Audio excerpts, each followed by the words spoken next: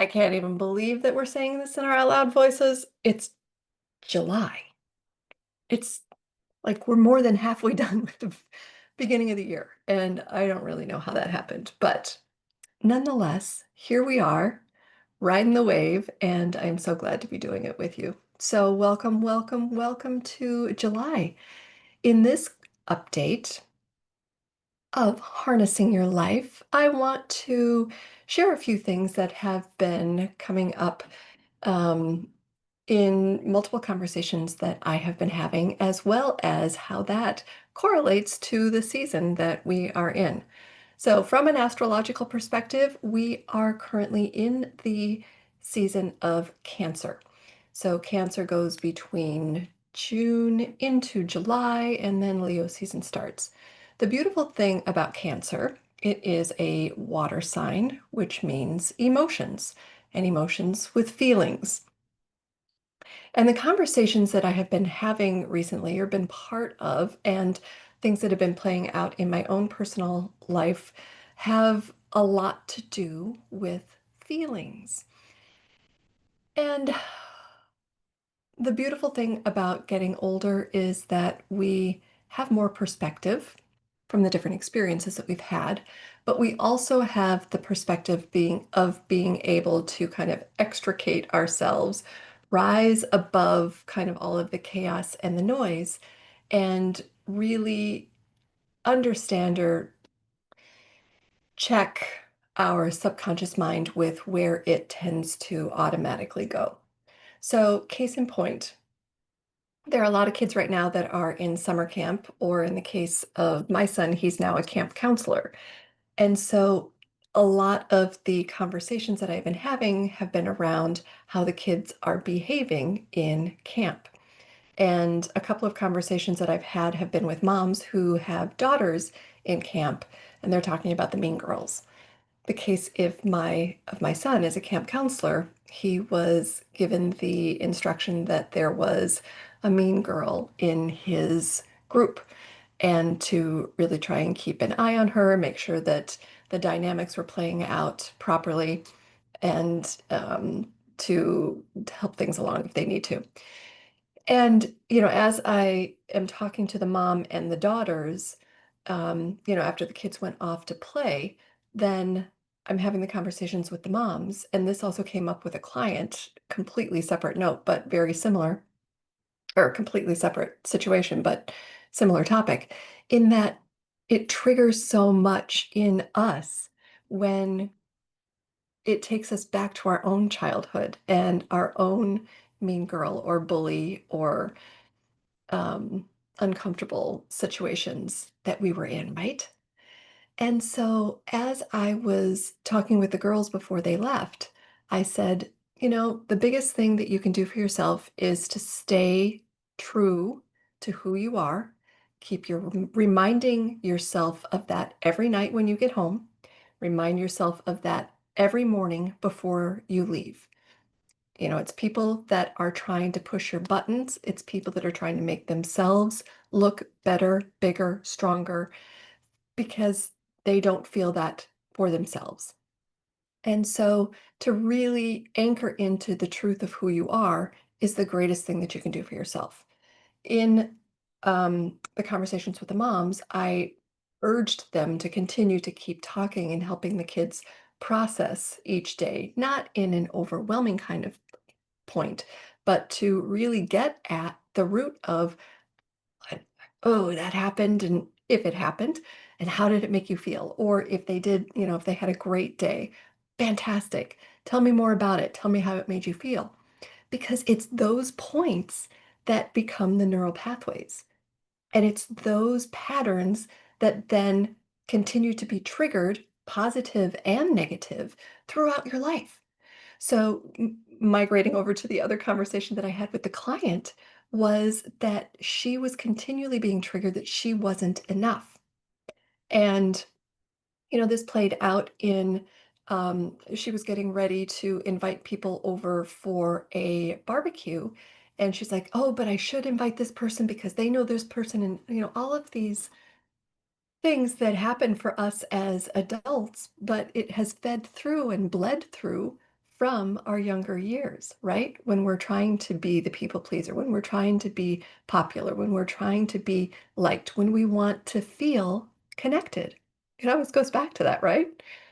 For it's the self-actualization of I want to be accepted and feel connected. I want to feel as though I have autonomy over my life, have control within my life, and I want to feel as though I'm able to do things on my own or ability. And it always comes back to those same types of things.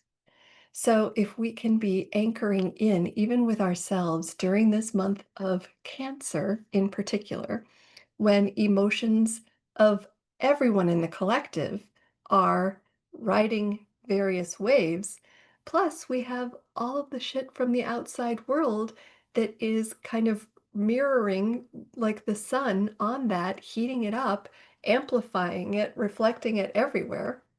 It's a great opportunity for us to really to get grounded in the root of ourselves, who we are, but who we are right now. So, let's not say that you need to sugarcoat things and that everything is hunky dory.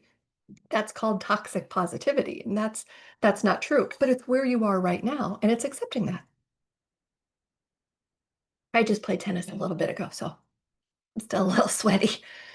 And that really is the beautiful thing, right? It's the self-acceptance, which is also, my new favorite word that I'm using for myself and for my clients and within the programs is self-respect. And that's really it. It doesn't need to be anything more than that. So, we talk about self-love all the time and you hear about self-love all the time. But what if we just simplify it and say self-respect? Let's just, instead of being this far up on the ladder, how about we just step on the first rung? And let's just keep it super simple and let's just respect ourselves. And so that can look like my mindset. Am I speaking to myself internally in a respectful way? And if not, huh, maybe I should change that, play around with that, see how that changes things, how that makes you feel different, how the outcomes of whatever it is that you're doing might change. With the next area of life that can be self-respecting you in using your intuition or listening to your intuition. So, in this age of chaos, noise, AI, everything is fast moving, TikTokization of everything. Everybody's got 17 balls in the air at the same time. What if we could respect ourselves enough to actually listen to the wisdom of our heart, listen to the wisdom of our intuition, and listen to the wisdom of our body? Because really, when we really boil it down, that's what we're here for. We come into this world alone for ourselves. We leave this world alone for ourselves. I'm not saying to be a cold-hearted bitch, but to not give everything else away, including our attention away from what our heart is telling us, what our intuition is telling us, what our body is telling us. That is true emotional intelligence. That is tapping into the feelings. The feelings are there for a reason. We need to be listening to our feelings. They are full of so much wisdom, so much information. It could be so much as I'm cranky. All right, let's dial that back. Why am I cranky? Well, that person really ticked me off. Okay, let's dial that back. Why did that person get under your skin? Well, the last time they did this, they always do this. They always do this. Okay, well, let's dial it back even further.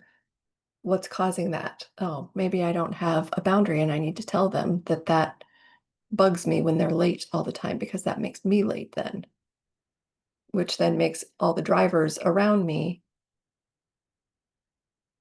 triggers because I need to get to where I need to be, but they're in front of me, so they're making me late. Well, no, it was all these triggers that happened before that.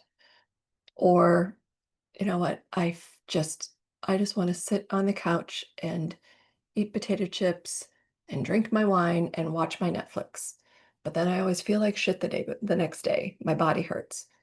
Well, okay, so let's dial that back. Why did you want to sit and watch Netflix and eat potato chips and drink your wine all night? That's fine every once in a while, but maybe in shorter stints.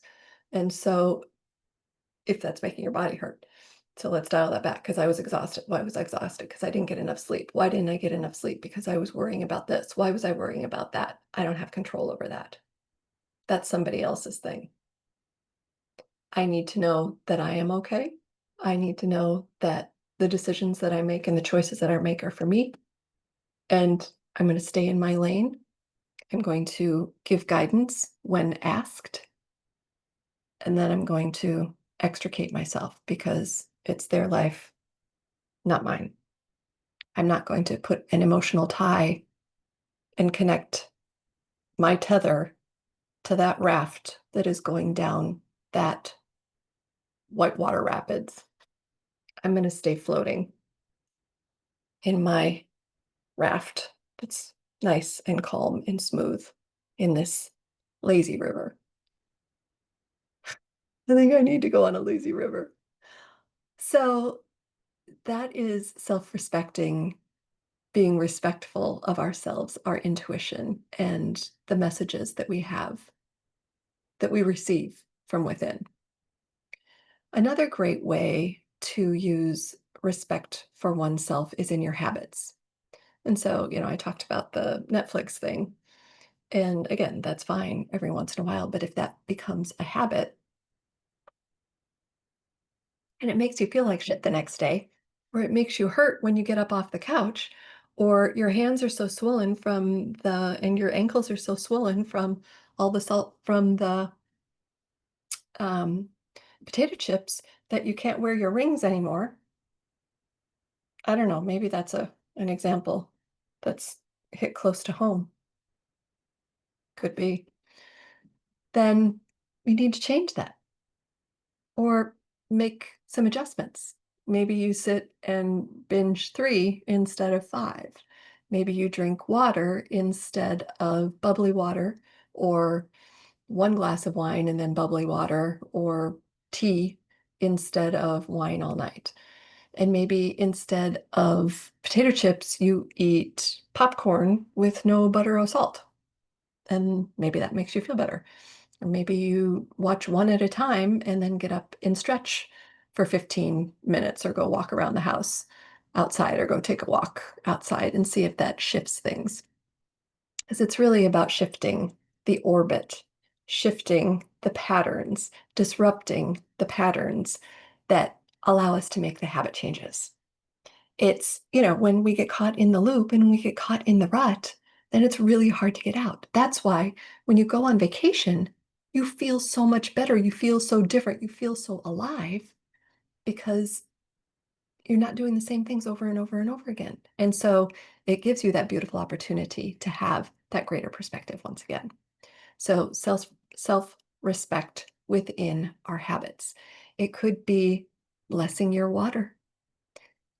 Thank you, thank you, thank you, Mother Earth, for this beautiful, beautiful water. Thank you, this beautiful water, for hydrating my body, hydrating my organs, hydrating my cells, helping to plump my skin, helping me to feel cooler, feel more refreshed. Thank you, water. I love you. I love you. And take a sip. And now that sip, I guarantee you, you are more intentional. You feel the love coming in, you're filling your own cup. That's an example of a healthy habit you can adapt. The same thing, you can bless your food. And so, these things with the food and the water, um, I've shared this before, but Masimoto um, has There are tons of videos on YouTube where you can watch where he was a Chinese or Japanese, Quasimodo. I think he's Japanese scientist.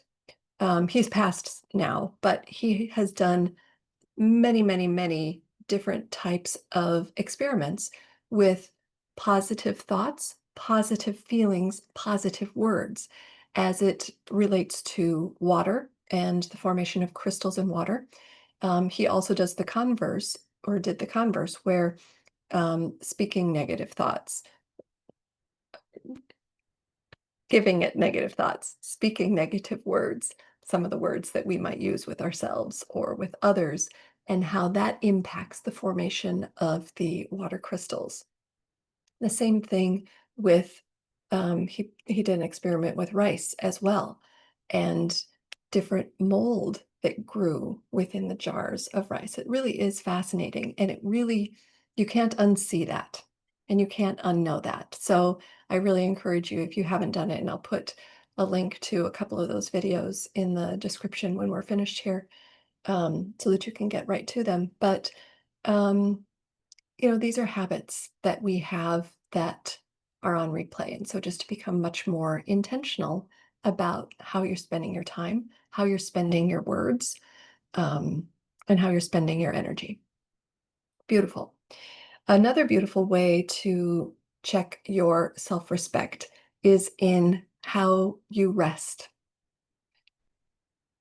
not your to do list, but how you rest.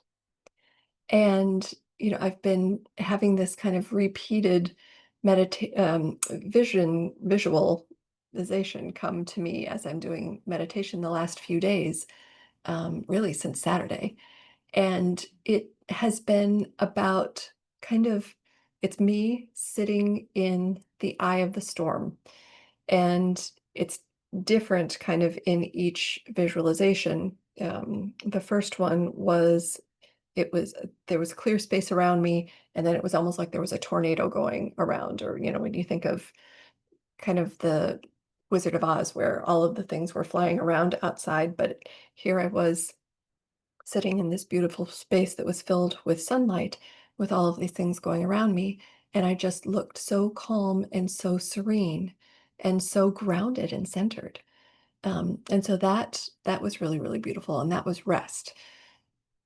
So, what came to me then in subsequent was that I really do for myself, my own rest, my own calm, my own sense of peace was to create more space in my day. You and I both are record holders of the amount of shit that we can pile into our days. Am I right? Well, let's turn that on its head. And how about we become record holders for actually holding silence and space in peace so that we can better understand our feelings, that we can first connect to ourselves, shut the outside world off, put mufflers on, or put it on mute, and then connect with ourselves. And then ask, what do you, what, what message do you have for me right now? If you've got, if you're noticing any tension in your body, I got this kink in my neck, or I got this, oh, back is killing me, or my toe, what happened to my toe? Just ask it. What do you have a message for me? Trying to share something with me? And then just listen. You will be amazed what insights come to you. But that won't happen if you don't have the quiet space and the willingness and intention to make the time and space to connect with your body and ask and then listen. So good for relationships too, right? Creating space and listening. So that then becomes rest. And the last thing is about movement. And and that's movement of energy within our bodies. That's movement of our bodies. Each one of us, I mean, every phase of our life is a little bit different. Every week can be a little bit different. But it's also up to you to start to really understand what your body needs. And that is by starting to take note of when you're feeling great. Notice what were the points that led up to that. When you're feeling shit, what were the points that led up to that? Start documenting it. Do more of what makes you feel good. Do less of what makes you feel shitty. And then start to sense the pattern. I've started doing that with workouts, that okay, I got to build muscle and I got to walk more. Okay, I got to build muscle, I got to walk more. And I'm not taking measurements, but I'm starting to notice what makes me feel the best, what what makes the biggest impact from an aesthetic perspective, but what also makes me feel the strongest and how I can see that kind of playing out in different ways. So that's kind of as I'm starting this new um, workout practice of doing heavier weights, I'm just starting to notice it that way. And that way it doesn't feel so regimented and so it's more of it's more fun, it's more interesting, and it keeps me more engaged rather than just doing something rote because I'm having to pay more attention. So that's working for me. If you want to borrow it, go for it. You can have it. I'm going to keep mine. You can have yours. So, and energy movement can also be yoga. It can also be a lot of times I just need to breathe. And as I breathe, as you know, I love to breathe and move my spine. And that just helps me do a reset and, a visualization of breathing in. Let's just do it right now. Breathe in through your nose. And as I do that, I like to imagine as though I'm breathing up from the center of the earth and I'm doing it very slowly so I can feel it come all the way up. And then when I breathe it out, I do kind of multi-directional. I do it up and I do it out to clear space. So,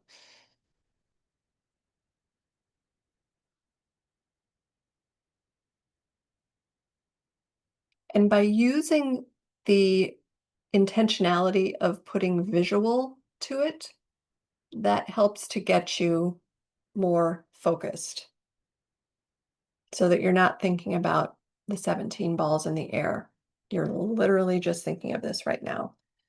And where your intention goes is where energy flows. And so to clear things out is where I am putting my intention,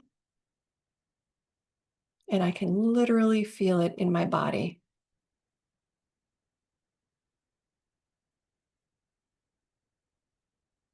Clearing out. And those are some ways to show yourself some beautiful self respect. And again, we all know this, right? Our outside world is reflected from our inside world. It's a mirror reflection. And so if we're respecting ourselves, other people will naturally start to be more respectful to us as well, because we're standing in our sovereignty. We're standing in our groundedness. We're standing in our, hey, I respect myself. And so in so doing, I'm not going to allow things that don't respect me to impact me, to be influences around me. And naturally, that will start to happen. You may need to start putting, before it all catches up, you might need to start doing some boundaries as you're making changes. But it's not so difficult, and it does not take a long time at all. Intention, intention, intention. So as we really become more intentional about paying attention to our feelings and listening to what they have for us, what messages they have for us, we do become,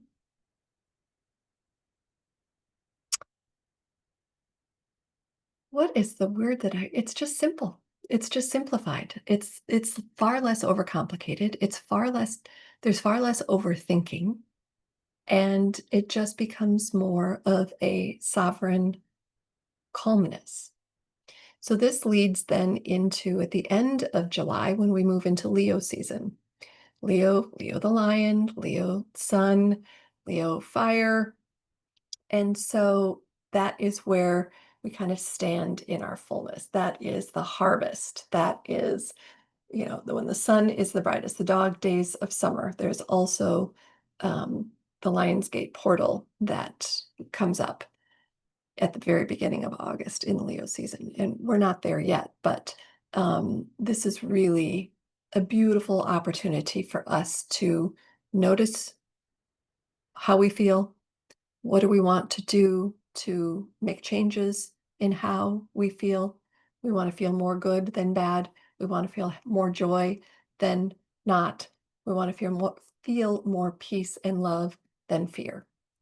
And so that it allows us to have more opportunity to be intentional about where we put our energy, how we address our feelings, how we address our inner child who might have had the mean girls saying things to us that we have internalized, and it's time to now address that. So that's what we've got. I'll put a couple of links below to some of the Masumoto experiments. And the last thing is July 24th,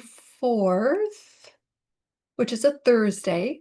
I am going to launch something fun, and it is called the Remastered Road Trip. So it's like we're going to do a road trip. We're going to make it fun. We're going to dive deeper into what it is that we want and how we are getting there. We're going to make lists for ourselves, and then we're going to implement and embody. So it's going to be like Thelma and Louise, but with a way better outcome. And we're going to have a lot of fun along the way. It's summer. It's time to be light. It's time to have some fun. I'll do early bird. Reach out to me, and I don't even have the sales page up yet. It's just come to me in the last day or two, and I think it would be a blast. I want to do it. It's remastered roadmap, but with lighter. So it'll be a lot of fun. There'll be dancing. There might be singing.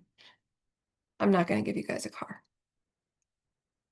Anyway, I love you all so much. Thank you. Thank you for all of you who were showing up for the love and peace meditation every day. We made some huge shifts, and I'm continuing to do it. I'm doing it in the morning now on my own in private, but it's something that I'm going to keep doing for 40 days. It feels amazing. Feels amazing. Huge shifts. All right. Love to you all. Feel free to chat, DM me here in the community. I'm always here for you. Take care. Happy summer. Happy 4th for those of you who celebrate. Enjoy.